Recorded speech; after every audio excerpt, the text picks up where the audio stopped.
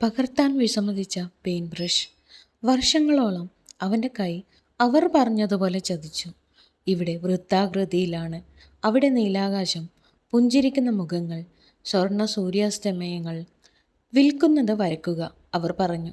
സുരക്ഷിതമായത് വരയ്ക്കുക. അങ്ങനെ അവൻ ചെയ്തു. ഗാലറി പുഞ്ചിരിച്ചു. ക്ലയൻറ്റുകൾ പണം നൽകി.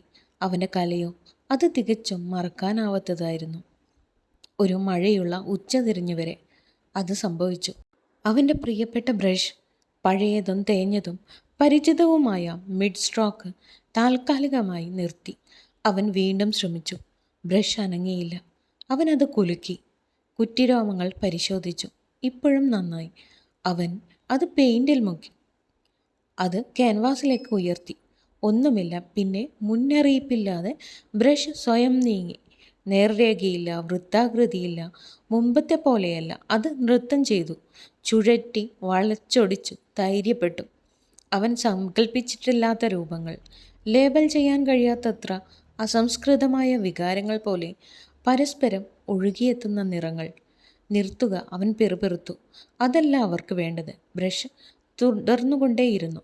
അവനത് താഴെയിട്ടു, തുറിച്ചു നോക്കി. പകുതി ഭയത്തോടെ, പകുതി അത്ഭുതപ്പെട്ടു. ക്യാൻവാസ് അവൻ്റെ മുൻകാല സൃഷ്ടികളെപ്പോലെ തോന്നിയില്ല. പക്ഷെ ആദ്യമായി അത് അവനിൽ നിന്ന് വന്ന എന്തോ പോലെ തോന്നി.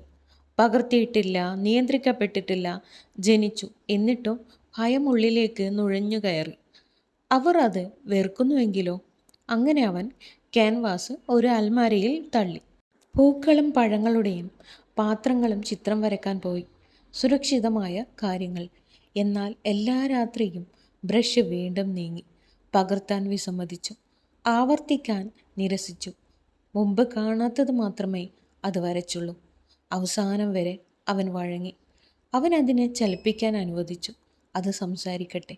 ദിവസം തോറും അവൻ്റെ പരിശീലനത്തിൽ നിന്നല്ല, മറിച്ച് അവൻ്റെ സത്യത്തിൽ നിന്നല്ല നിറമൊഴുകിയത്.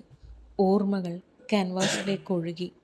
സ്വപ്നങ്ങൾ, ഖേദം, പ്രതീക്ഷ, വന്യമായ കാര്യങ്ങൾ. ആളുകൾ വാങ്ങുന്നത് നിർത്തി. ഗാലറി അതിനെ കുഴപ്പം എന്ന് വിളിച്ചു. സുഹൃത്തുക്കൾ പറഞ്ഞു, നീ മാറിപ്പോയി. അവന് അങ്ങനെ ചെയ്തു. കാരണം അവൻ ഇനി കയ്യടിക്ക് വേണ്ടി വരയ്ക്കുന്നില്ലായിരുന്നു. സത്യസന്ധതയ്ക്ക് വേണ്ടി അവൻ വരയ്ക്കുകയായിരുന്നു. പിന്നെ ഒരു ദിവസം ഒരു പെൺകുട്ടി അവൻ്റെ സ്റ്റുഡിയോയിലേക്ക് നടന്നു. നഗ്നപാതയായി, തിളങ്ങുന്ന കണ്ണുകളോടെ. അവൾ അവൻ്റെ പുതിയ സൃഷ്ടിയെ നോക്കി. കൊടുങ്കാറ്റിൻ്റെയും വെളിച്ചത്തിൻ്റെയും ദുഃഖത്തിൻ്റെയും കൃപയുടെയും ഒരു ചുഴലിക്കാറ്റ്. അവൾ നല്ലത് എന്ന് പറഞ്ഞില്ല, പക്ഷെ കരഞ്ഞു. എന്നിട്ട് മന്ത്രിച്ചു, എൻ്റെ മനസ്സിന് അങ്ങനെയാണ് തോന്നുന്നത്. അവൾ അത് വാങ്ങിയില്ല, പക്ഷെ അവൾ സുഖം പ്രാപിച്ചു. വാക്കുകൾ പറന്നു. വേഗത്തിലല്ല, വൈറലല്ല, പക്ഷെ നിശബ്ദമായി, ആഴത്തിൽ. ഒരിക്കലും കണ്ടിട്ടില്ലാത്ത ആളുകൾ അവൻ്റെ സൃഷ്ടിയുടെ മുന്നിൽ നിന്നുകൊണ്ട് അവരുടെ ഭാഗങ്ങൾ കണ്ടെത്തി. ഒരു ദിവസം അവൻ ഒരിക്കൽ ഒളിപ്പിച്ച ക്യാൻവാസ് ബ്രഷ് സ്വതന്ത്രമായി വരച്ച ആദ്യ ഭാഗം ഒരു മ്യൂസിയത്തിൽ തൂക്കിയിടപ്പെട്ടു. അത് നിയമങ്ങൾ പാലിച്ചതുകൊണ്ടല്ല, അത് മനോഹരമായി തകർത്തതുകൊണ്ടാണ്. മോറൽ, മൗലികത പലപ്പോഴും ഏകാന്തമാണ്, പക്ഷേ അത് ലോകത്തെ മാറ്റുന്നു. If you love to watch this video, you can like, share and subscribe.